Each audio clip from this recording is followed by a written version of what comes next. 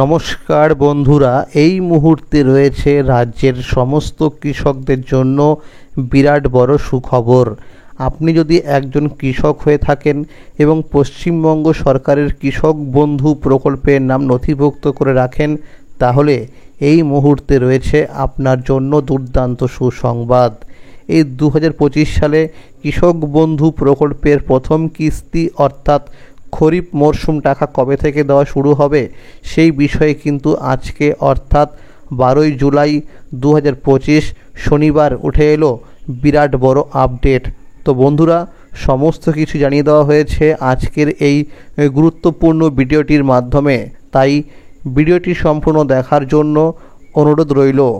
ভিডিওটি সম্পূর্ণ দেখলে জানতে পারবেন আপনি আপনার ব্যাংক অ্যাকাউন্টে কবে থেকে এই কৃষক বন্ধু প্রকল্পে টাকা পাবেন।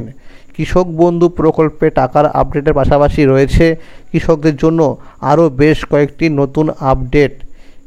ভিডিওটি শুরু করার আগে ছোট্ট একটা রিকোয়েস্ট, যে সমস্ত কৃষক ভাইয়েরা এখনও পর্যন্ত চ্যানেলটিকে সাবস্ক্রাইব করেননি, অবশ্যই মনে করে চ্যানেলটিকে সাবস্ক্রাইব করে নেবেন, কারণ আমার এই চ্যানেলের মাধ্যমে কৃষকদের জন্য বিভিন্ন সরকারি প্রকল্পের আপডেট সবার আগে দেওয়া হয়ে থাকে। চলুন বন্ধুরা, এবার দেখে নেওয়া যাক কী বলা হয়েছে আজকের এই প্রতিবেদনে। কৃষক বন্ধু প্রকল্পের প্রথম কিস্তির টাকার আপডেট 12ই জুলাই 2025 শনিবার।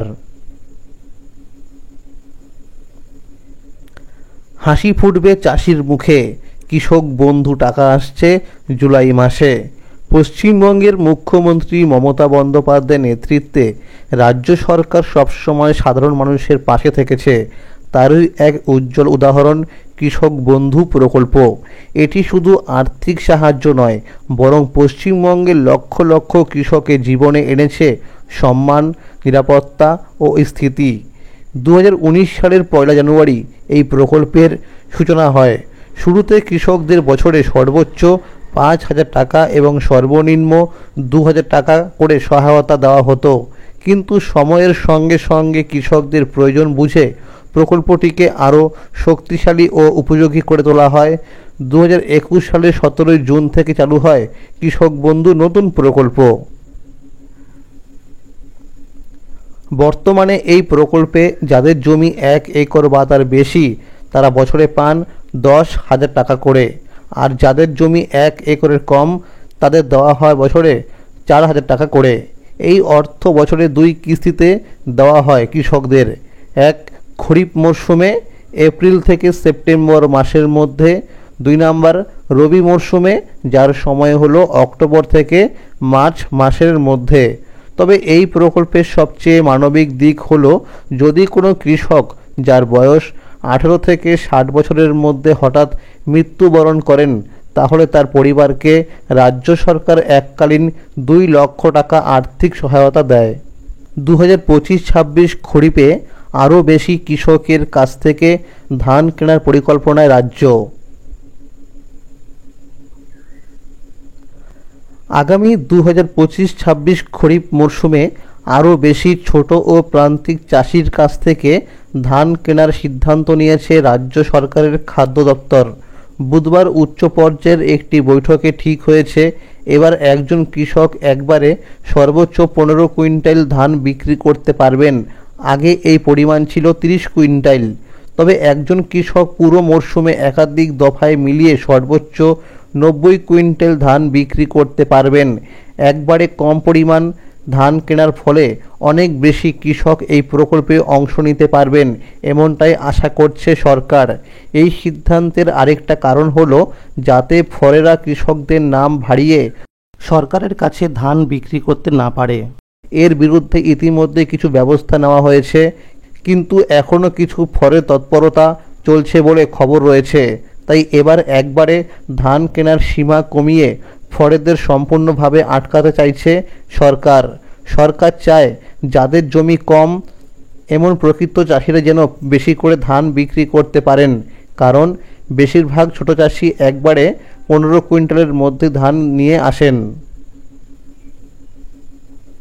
চলতি মরশুমে প্রায় 16.5 লক্ষ কৃষক ধান বিক্রি করেছেন সরকারকে, অথচ নথিভুক্ত চাষির সংখ্যা ছিল প্রায় 23 লক্ষ।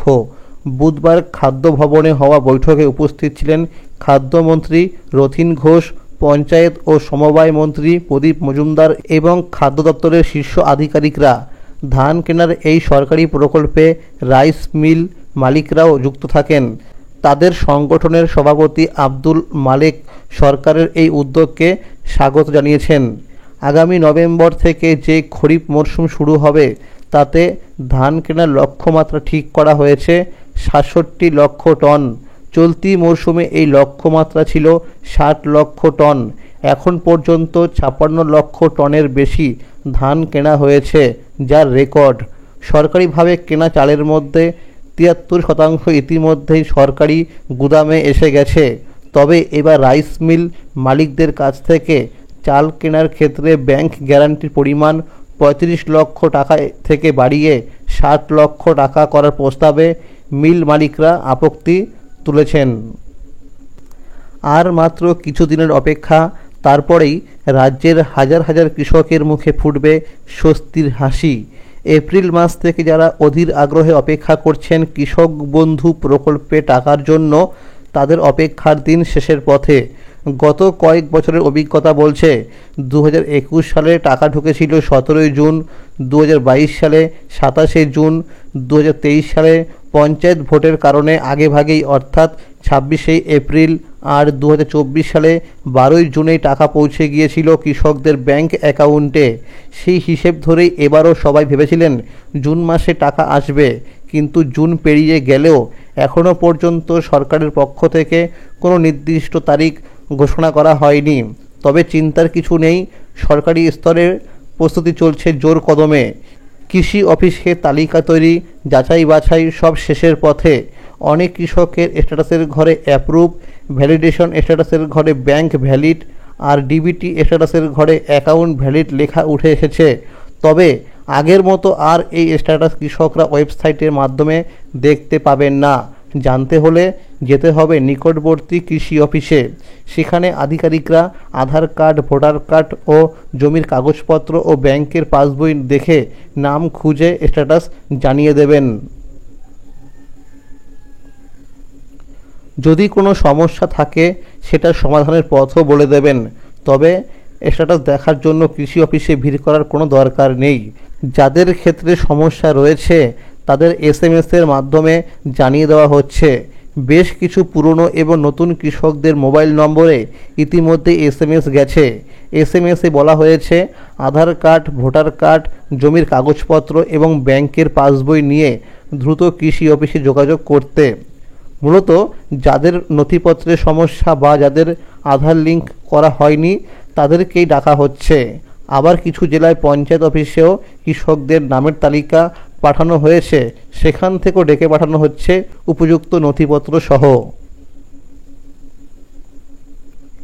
বিশ্বস্ত সূত্র বলছে জুলাই মাসের তৃতীয় সপ্তাহের মধ্যেই টাকা ঢুকে যেতে পারে কৃষকদের ব্যাংক অ্যাকাউন্টে।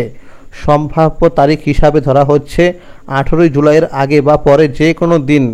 যদিও সরকার এখনও আনুষ্ঠানিকভাবে কোনো তারিখ ঘোষণা করেনি, কিন্তু যা পরিস্থিতি তাতে ঘোষণা এখন শুধু সময়ের অপেক্ষা। প্রথম ধাপে টাকা যেতে পারে নদিয়া, পূর্ব ও পশ্চিম বর্ধমান, হাওড়া, উত্তর ও দক্ষিণ 24 পরগনা, মুর্শিদাবাদ, পূর্ব ও পশ্চিম মেদিনীপুর, বীরভূম, হুগলি, মালদা এবং পুরুলিয়া সহ বেশ কয়েকটি জেলায়।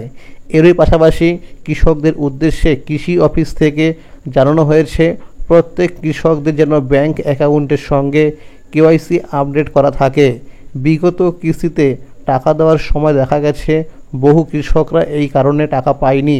তাই সময় থাকতেই এই কাজগুলো করে রাখলে সরকারি সহায়তা পেতে কোনো সমস্যা হবে না। তো বন্ধুরা, আজকের এই ছিল আপডেট।